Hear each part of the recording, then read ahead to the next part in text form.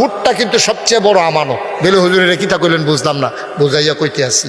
Vote হইল সাংঘাতিক আমানত। মনে করেন 5 জনে এমপি খেলুইছে, এমপি পদে আমরা বরিশং বাউরভাটা খেলুইছে 5 জন। কয়জন? মা কথা কয় না, কয়জন? তুমি কথা কয় না কে?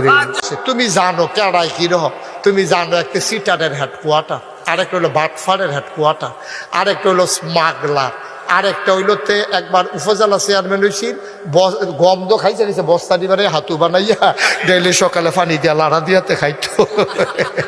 এখন একজনের হ্যাক রূপ, আরেকজনে সিটারও না, এই পর্যন্ত ধরা পড়ছে না, বাটফারি তো ধরা পড়ছে না, গম টম খাইছে না, স্মাগলারও না। এবার এমনি সহজ সরল মানুষ, 5 ওয়াক্ত নামাজ পড়ে, মোটামুটি মানুষটা ভালা, আমানতের খেয়ানত করে না, মিশা কথা কয় না, সুন্দর করে চলতে চেষ্টা করে। এখন আপনারা কোন এই 5 জনের ভিতরে ভোট দেওয়ান কারে? 5 নাম্বার লোকটারে দেওয়ান লাগতো না?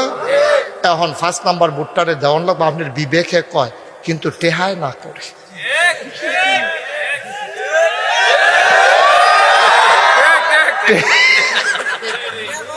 টেহাই কিতা করে না করে, কারণ 1000 টাকার নোটটা এমনি যখন লাড়া দিছে, হাতে টেহারা কয় ইয়া ভুট্টা দিলে টেহারা দিলাম, তো টেহারা লাড়ে, তার নজরও লড়ে। টেহার লগে লগে তে ডাইনে টেহা গেলে তে ডাইনে চাই, হাতে বামে টেহা গেলে নাউজুবিল্লাহ করলো কেন?